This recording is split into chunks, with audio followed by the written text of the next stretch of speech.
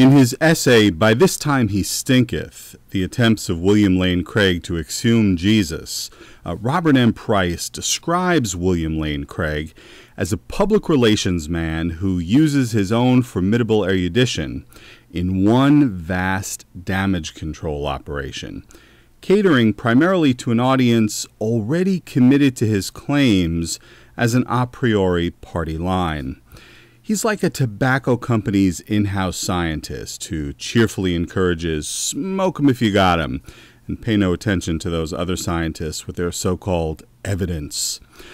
Crudely put, William Lane Craig is a hack and a propagandist, an apologist and evangelist masquerading as a scholar. But hey, everybody's got to make a living, right? Perhaps, though, there is an expiration date on the ability to make a living by peddling hackneyed and long ago refuted arguments for the God concept and flagrantly misdirecting the words historical and evidence in service of the claim that Jesus' resurrection is a matter of fact. An evangelist masquerading as a scholar could, one supposes, take to a pulpit somewhere and or travel the revival meeting circuit, or he could move into the field where mastery of the skills of the hack and propagandist pays off like a jackpot, namely conservative punditry. This may explain the recent video that appeared on the Drcraigvideos channel here on YouTube. It's entitled Richard Dawkins and Fascism. The video's description entices the prospective viewer, quote, Bill O'Reilly and William Lane Craig explore disturbing trends of the new atheist movement, and Richard Dawkins, author of The God Delusion and The Greatest Show on Earth, who calls upon the state to take children away from their parents for simply teaching them in a religious environment. Now, in fairness to William Lane Craig, he has nothing to do with the Drcraigvideos channel, so he didn't compose the description of this video. However, let's look at what Dr. Craig says about Chapter 9 of Richard Dawkins' The God Delusion, entitled Childhood Abuse and the Escape from Religion. This is one of the most striking features of Dawkins' book that I frankly find extremely frightening. I hope that people like Dawkins never get into political power on the basis of his comments about religious education of children. He thinks that religious education of children, for example, bringing your children up Catholic, is a form of child abuse. And therefore, these children, their civil rights are being violated, and they ought to be protected by the state. That is to say, it implies that the state ought to intervene to remove these children from their homes in the interest of protecting them against abuse, just as we would remove children by force, if necessary, from a family where an alcoholic father, say, was beating the children. And so Dawkins, on the one hand, condemns certain actions taken by the church with regard to how it treats children, but would himself endorse, I think, a form of state-sponsored intolerance that is truly frightening, in that he would, if he had the authority, if the state had the authority, it could remove children from homes that were deemed abusive because they raised their children to have religious beliefs or go to church or be Catholic.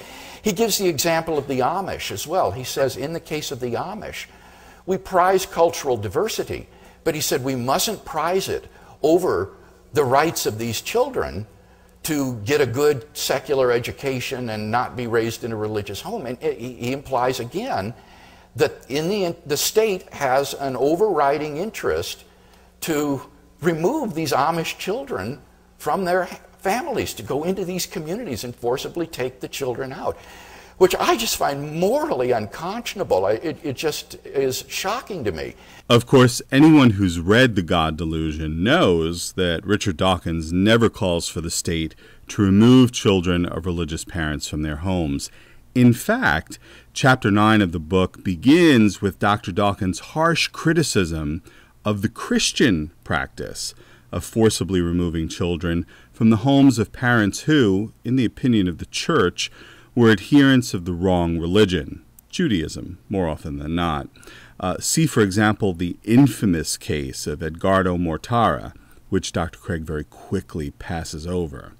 But facts are definitely not on Dr. Craig's mind here. No, rather, he is employing one of the most common apologetic tactics there is, namely, bullshitting. His goal is to make atheists seem very scary to his audience. And what better way to scare people to death than to suggest that atheists pose a threat to their children? When homophobic bigots want to make homosexuals seem scary, they do the same thing.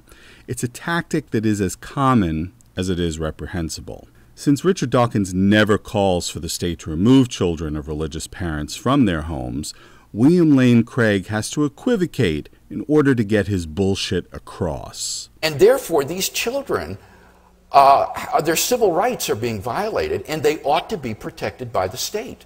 That is to say, it implies that the state ought to intervene to remove these children from their homes, but would himself endorse, I think, a form of state-sponsored intolerance that is truly frightening. He implies, again, that the state has an overriding interest to remove these Amish children. Notice what Dr. Craig does and does not say here. He does not say Dawkins calls for the removal of children, but rather that it is implied. He does not say that Dawkins endorses the forcible removal of children, but that he thinks Dawkins would endorse it. And then he caps it off with how this is all truly frightening. Truly frightening are Dr. Craig's reckless disregard for the truth, his attempt to put problematic words in Richard Dawkins' mouth, and his effort to portray atheism as a menace to children and families. Of course, all of this ensures William Lane Craig's fitting right in with Bill.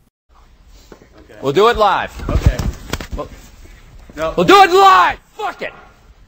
Do it live! O'Reilly, and the other members of the conservative Sanhedrin who daily demonstrate the very same disregard for truth and their willingness to say anything to further their benighted agendas. Thanks.